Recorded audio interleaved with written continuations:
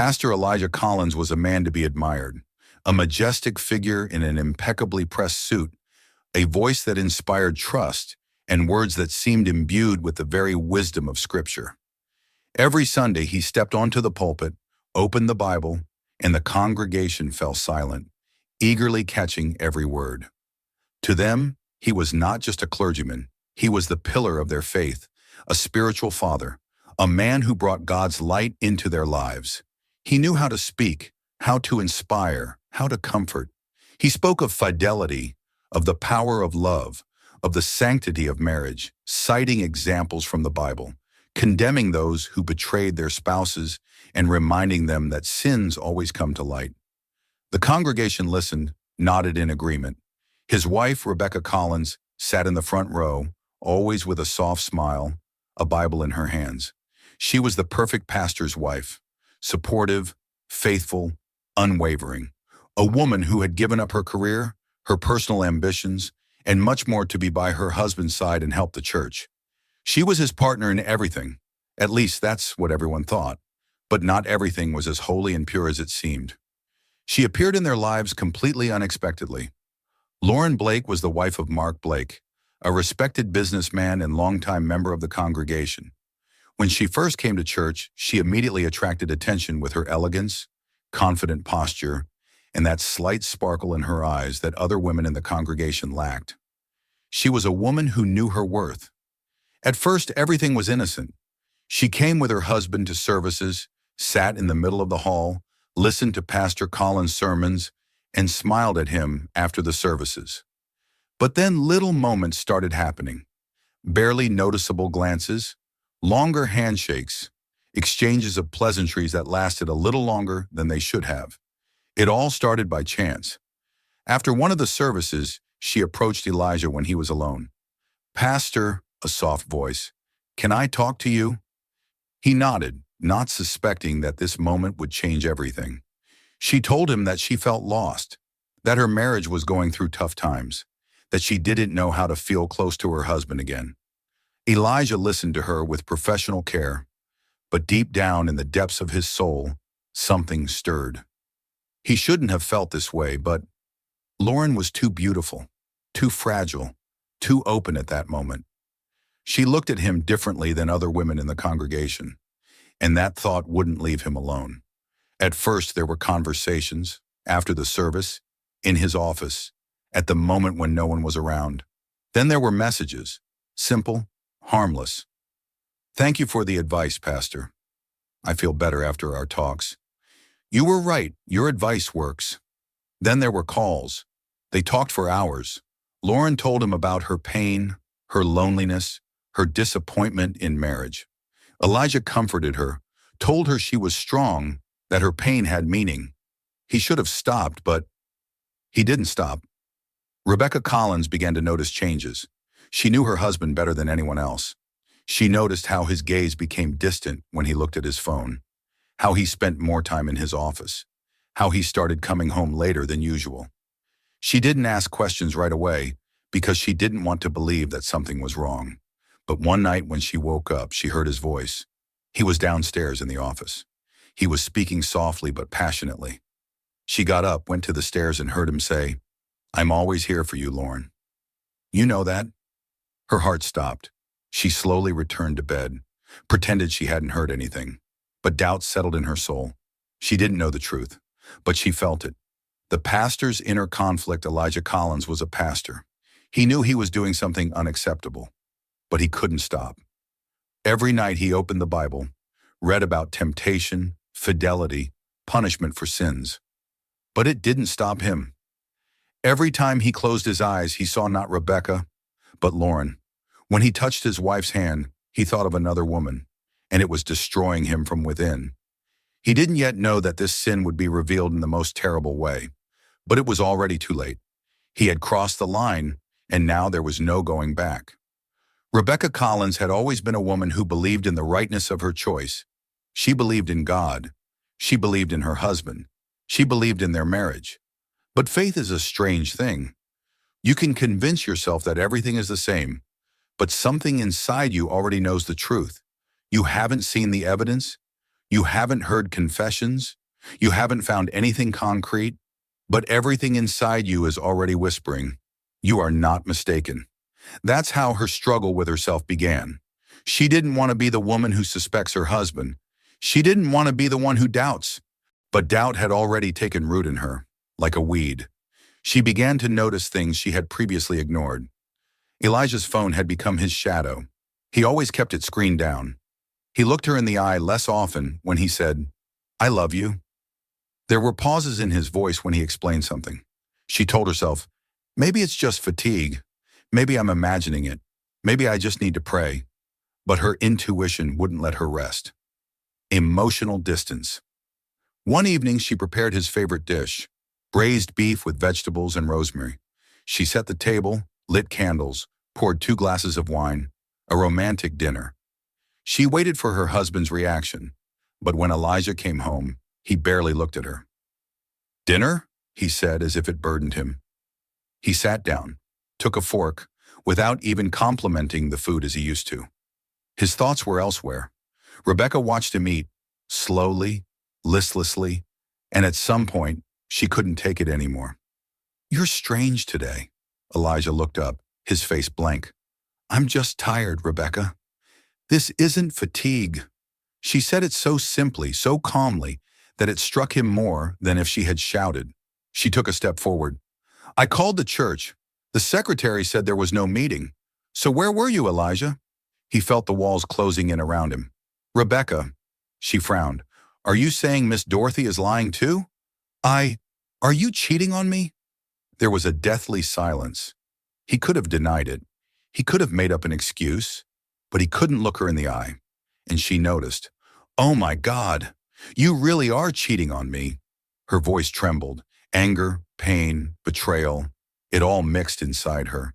She closed her eyes, took a deep breath. "I will find the truth, Elijah." He didn't answer. He didn't know what to say. But he knew one thing. She wouldn't stop. Rebecca Collins no longer harbored illusions. Yesterday she still doubted. Today she knew. Elijah had lied to her face. He wasn't just cheating. He didn't even try to hide it. "Do you think I won't find out?" She wasn't going to be silent. She wasn't going to cry into her pillow like other women. She was going to find out everything. That night, when Elijah fell asleep, Rebecca took his phone. Password? Easy. Their wedding date. Fool! The screen lit up, and a whole world of secrets opened before her. Messages. Calls. "I miss you. You're beautiful. When will we see each other again?" She gasped for air. She couldn't believe this was reality. But worst of all were the photos. Her husband, a woman she knew, her hands on his chest, his lips on her neck. They were in a hotel room. "Oh my God!" Rebecca didn't cry. She was too angry. She closed the phone and lay back in bed. "I will destroy you, Elijah." Deacon Grace makes his move. Meanwhile, Walter Grace was smiling. He sat in his office looking at the photos he had planted with the right people. Soon everything will come to light. He wasn't going to wait for Rebecca to find out the truth on her own. He would help her. He would make sure the whole church knew about it. The next morning when Elijah entered the church, he felt something strange. People looked at him differently.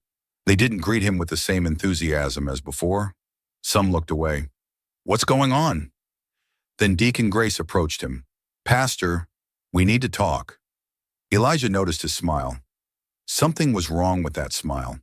"Of course, Walter. About what?" The deacon took out his phone and handed it to Elijah. "I think you should see this." Elijah took the phone and froze. No. On the screen were photos of him and Lauren Blake. Clear. Obvious. Everything was revealed. He felt sweat on his forehead. "Where did you get this?" Walter leaned in closer. "It doesn't matter, Pastor. What matters is that everyone knows now." Elijah felt his world crumbling. He rushed out of the office. The fall begins. In the church corridors, whispers could be heard. "Did you see this? What a disgrace!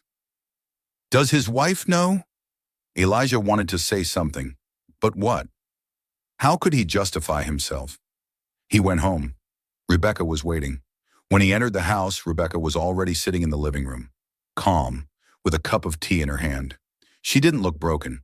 She looked like a predator who had just caught its prey. "How was your day, Elijah?" He couldn't speak. "Is there something you want to tell me?" His breathing quickened. "Rebecca."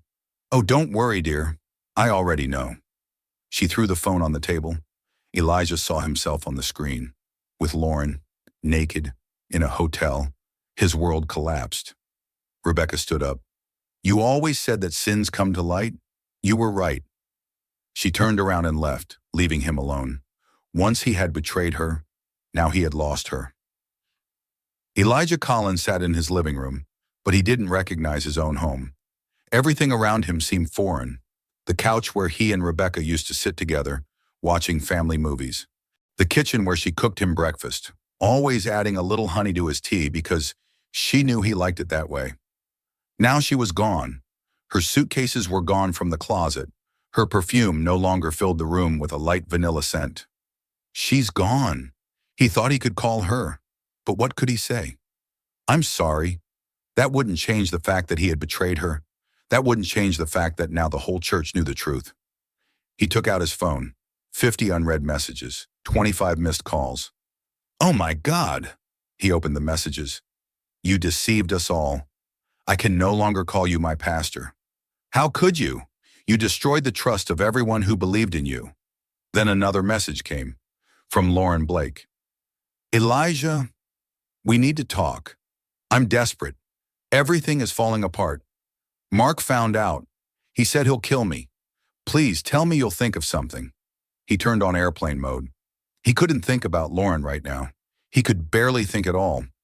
Meanwhile, in the church, Deacon Walter Grace was preparing for the final step. He had been waiting for this moment for years. He had always hated Elijah, his charisma, his power, his influence. But now he had fallen, and Walter himself would make sure he never rose again. He stood before the council of elders and spoke softly but confidently. "We must demand his resignation." Immediately, everyone nodded. They were furious. "Elijah can no longer lead us. He has violated sacred vows. He has made the church a laughingstock." "How do you propose we do this?" asked one of the elders. Walter smiled. "At the Sunday service, let the whole congregation see his fall." Sunday morning arrived. The church was packed. People had come not for the sermon. They had come to see the end of Pastor Collins. Elijah stepped onto the pulpit. His face was tired, but he tried to keep his back straight. He wasn't going to give up. "Good morning, brothers and sisters." His voice trembled. The hall was silent. There was no usual amen, no support. He looked into the faces of people who used to believe in him. Now there was only contempt in their eyes. And then Walter Grace stepped up to the pulpit. "Pastor Collins," his voice cut through the silence, "you must leave." The hall fell silent. Elijah paled. "What? You can no longer lead us. You have lost the right to be our pastor." A voice from the crowd said, "We don't want to be led by a traitor. You are not worthy of this pulpit. Leave." Elijah looked around the room. He realized no one was on his side anymore. And then he saw her, Rebecca. She was standing at the back of the hall, her arms crossed. She wasn't crying. She was calm. She was free. And that hit him harder than anything else. She was already gone. He had lost her. Elijah didn't say another word. He turned around and left the pulpit. The church watched as he left the building. At that moment, he was no longer a pastor. He was just a fallen man. Elijah Collins drove through empty streets, not knowing where he was going. He was no longer a pastor. He was no longer a husband. He was no longer the man he once was proud to be. Who am I now? In the rearview mirror, the church faded into the distance. But with each passing minute, its shadow stretched further behind him. He had lost everything. But worst of all was not that. Worst of all was that he knew it was his fault. He had destroyed his own life. The call he feared. The phone rang. On the screen was a name he didn't want to see. Damn it. He didn't want to answer. But if he didn't answer now, it might be too late. Hello? Elijah. Oh God, everything is ruined. Her voice was hysterical, broken. Mark was sent photos. He threw out my things. He said I'm dead to him. Elijah gripped the steering wheel. He knew this would happen. Where are you now? I'm in a hotel, alone. No one wants to talk to me. Everyone looks at me like I'm dirt. I can't take it anymore, Elijah. Lauren, calm down. I'll come. No, don't. It's too late. Number. No, no, no. You think I have a way out? I have nothing? You have me. Silence, then a short laugh. You? Her voice trembled. You can't even help yourself, Elijah. How will you save me? Beeps. She hung up. Elijah felt something snap inside him. Oh my God. He stepped on the gas. He had to stop her, but he was too late. When he reached the motel, police cars were already surrounding the building. A crowd had gathered at the entrance. He got out of the car and walked toward the building. A police officer blocked his path. You can't go in here, sir. I know her. Please, ... The officer lowered his eyes. I'm sorry. There's nothing more to be done. Elijah felt his world crumbling. Lauren had committed suicide. Rebecca begins a new life. Meanwhile, Rebecca Collins was unpacking her things in a new apartment. She had taken off her wedding ring and put it in a drawer. She had stopped wearing it even before she left Elijah. Now it meant nothing. Her phone rang. She picked up. Rebecca, how are you? Better than ever. Have you heard about Lauren Blake? She froze. What happened to her? She's dead. Rebecca closed her eyes. Pain hit her, but not as she expected. Not pity, not regret, just pure, cold emptiness. She had torn her life apart, but maybe it was worth it. Elijah is broken, Walter continued. He's nobody. He's lost everything. Good. She hung up. She didn't care. She was free. The final blow, Elijah sat in his car, looking at his reflection in the mirror. You've lost everything. But suddenly his phone rang again. Deacon Grace. He didn't want to answer, but he answered. Elijah, I just wanted to make sure you understand. You'll never come back. I know. You destroyed yourself. I know. And now you have only one thing left to do. What? Disappear. Silence. Elijah closed his eyes. Maybe he's right. He started the engine. He drove, not knowing where. And at that moment he realized he no longer existed. Elijah Collins sat behind the wheel and stared into the void. The car slowly moved along the dark road, far from the city, far from people, far from the past. You destroyed your own life. You betrayed your wife. You destroyed your church. You drove Lauren Blake to her death. Voices whispered inside his head. He used to preach about forgiveness, but who would forgive him? Nobody. He pressed harder on the gas. Maybe this is how it should end. Incoming call. Rebecca. He froze. He hadn't seen her name on the screen since she left. He could not answer. He could just keep driving, but he pressed answer. Rebecca. I'm not calling to pity you, Elijah. Her voice was cold. She wasn't angry. She wasn't sympathetic. She was just stating the truth. I'm calling to let you know. I forgive you, but not for you. For myself. Elijah didn't know what to say. But forgiveness doesn't mean I'll forget. You no longer exist for me, Elijah.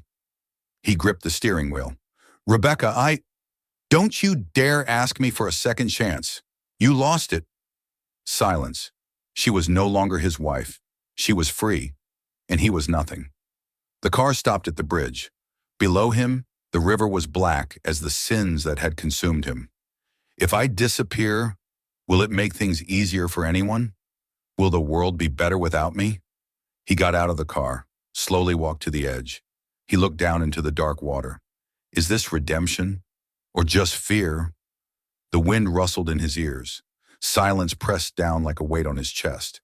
But suddenly, a sound. Vibration in his pocket. Incoming call. Deacon Grace. Elijah frowned. Why is he calling me? He answered. You lost, Elijah. Walter Grace's voice was calm but filled with triumph. You no longer exist. I've taken your place. And you know what? Everything is better now. Elijah couldn't breathe. You wanted this from the beginning. Of course, Grace smirked. You were weak. You were always weak. I just helped you fall. Elijah closed his eyes. He realized everything. This wasn't an accident. All the rumors, all the leaks, the way he was brought down in front of everyone. Walter Grace had destroyed him intentionally. You? You set this up? I just accelerated the inevitable. You chose this path, Collins. Silence. Elijah stopped trembling. He looked down at the water, and then took a step back. You didn't win, Grace. The deacon paused for a moment. What? Elijah turned around, headed back to the car. You wanted me to disappear, but you know what? I'm still here. Call ended. He was no longer going to die. He was no longer going to run. He had to redeem himself. Yes, he had lost the church. Yes, he had lost his family. But he could still fix something. A new chapter. A few months later, Rebecca Collins sat in a cafe, reading a book. She wasn't waiting for anyone. Her life was moving forward. And suddenly, a notification on her phone screen. News. Former pastor Elijah Collins founded a center for the homeless. She froze for a moment, then smiled. She didn't want to go back to him, but she was glad he had found his way.